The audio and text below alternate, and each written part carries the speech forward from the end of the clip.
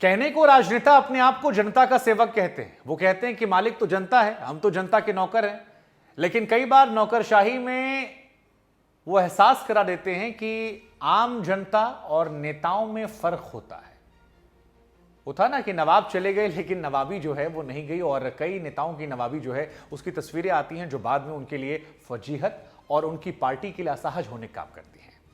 एक ऐसी तस्वीर निकल कर आई है योगी सरकार में कैबिनेट मंत्री धर्मपाल सिंह की, जिनके जूतों में कहीं कीचड़ न लग जाए, कहीं नेताजी के मंत्री जी के कपड़े जो हैं भीग ना जाएं, इसलिए अपने ड्राइवर से कहा कि बाबू एक काम करो, रेलवे स्टेशन पर आए, प्लेटफॉर्म पर गाड़ी चला दो। वैसे भी हमने फॉर्च्यूनर ले रखी है। लड़के कहते हैं चाचा विधायक हैं, हम तो खुद मंत्री हैं। बुधवार को उनकी गाड़ी का हॉर्न बजाते हुए लखनऊ के चारबाग रेलवे स्टेशन पर जब गाड़ी दाखिल हुई तो हर कोई हैरान था। यात्रियों में अफरा तफरी मच गई। मंत्री जी की गाड़ी देखकर यात्री जो थे वो डरे सहमे इधर उधर भागने लगे। लेकिन मंत्री जी तो मंत्री जी थे।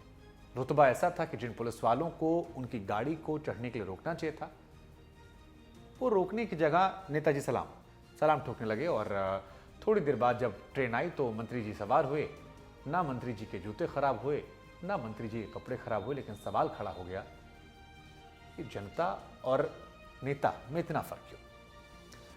कई यात्री बेबस नजर आए, कई यात्रियों ने इसको लेकर नाराजगी जताई, लेकिन पूछने वाला कोई नहीं था। मंत्री जी के इस रुतबे का कुछ लोगों ने वीडियो बना लिया, सोचा शायद किसी अकल ठिकाने आ जाए। मंत्री जी ने जहां पर रैंप पर चढ़ाई थी वो दिव्यांगों के लिए बना था, एस्केलेटर का इस्तेमाल कर सकते हैं। उधर जब मामला बढ़ा, मामला लखनऊ का था, तो सियासत भी शुरू हुई। अखिलेश यादव ने तंज भरे अंदाज में कहा कि अच्छा हुआ मंत्री जी जो हैं वो बुलडोजर से नहीं गए थे, पैदल चलने और भीगने से बचने के लिए चढ़ाई कर पशुधन मंत्री धर्मपाल सिंह जो हैं वो बुधवार को train number 13005 Howrah Amritsar Punjab mail से लखनऊ से बरेली जाने वाले थे। पंजाब मेल प्लेटफॉर्म नंबर 4 पर आती है और ऐसे में प्लेटफॉर्म नंबर 1 पर आकर अधिक पैदल ना चलना पड़े, इसीलिए उनकी कार को रेलवे न्यायालय के सामने दिव्यांग रैंक पर चढ़ाते हुए प्लेटफॉर्म नंबर 1 सटे एक्सलेटर तक ले जाया गया। तमाम यात्रियों का यह कहना था कि उस वक्त हल्की फुल्की बारिश हो रही थी। अगर मंत्री जी वहां उतर जाते तो शायद 4 बूंदें बारिश की उनके आती।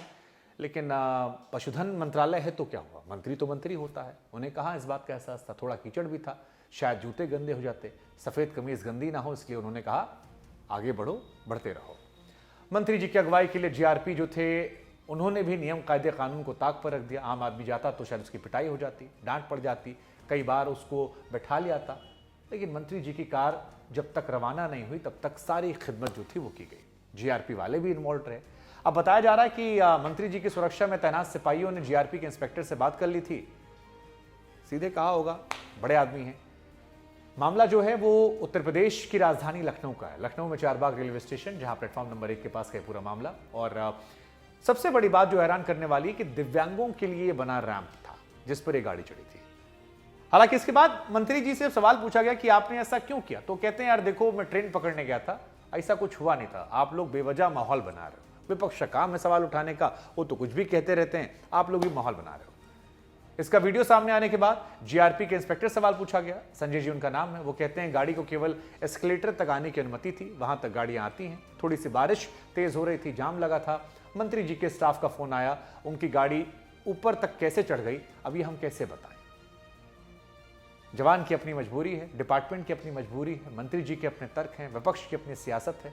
लेकिन इस सियासत और तमाम चीजों के बीच में मेरे जहन में यह सवाल आता है कि जब देश के प्रधानमंत्री नरेंद्र मोदी ये कहते हैं कि मैं जनता का सेवक हूं, तो ये बात उनके नुमाइंदों को समझ में क्यों नहीं आती है कि जब आप ऐसी हरकतें करते हैं तो इससे जनता में गलत मैसेज आता है।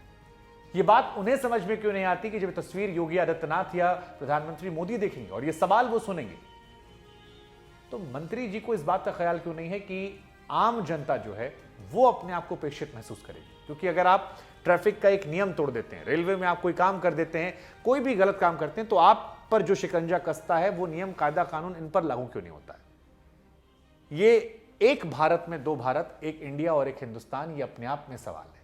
और ये सवाल तब तक बरकरार रहेगा जब तक नियम कायदे कानून सभी के लिए एक जैसे नहीं होंगे। यहां मामला किसी एक पॉलिटिकल पार्टी को लेकर नहीं है, यहां मामला किसी एक व्यक्ति विशेष नेता को लेकर नहीं, क्योंकि जो आरोप यहां आज लग रहे हैं कमोबेश यही आरोप बीजेपी के लोग सपा पर लगाते थे। और उस दौर में वो कहते थे जो जितना बड़ा अपराधी उतना बड़ा समाजवादी। ऐसे तमाम नारे जो है, एक परसेप्शन बनाया गया था कि उनकी सरकार में फोन जाते थे चाचा विधायक हमारे।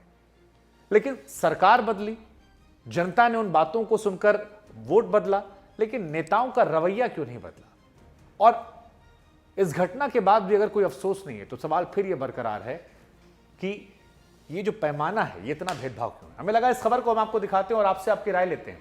सियासी एजेंडे को थोड़ा दाएं बाएं करिएगा और अपने दिल पर हाथ रखकर बोलिएगा, अगर ये काम आपने किया होता तो आपके साथ क्या होता? और जो नेताजी कर गए वो क्यों कर गए? इसके पीछे वजह क्या थी? सत्ता का गुरूर, उस पद का दुरुपयोग, या फिर जो हम लिख रहे हैं कि मंत्री जी की नवाबी? क्या सोचते हैं? कमेंट सेक्शन जरूर बताएं।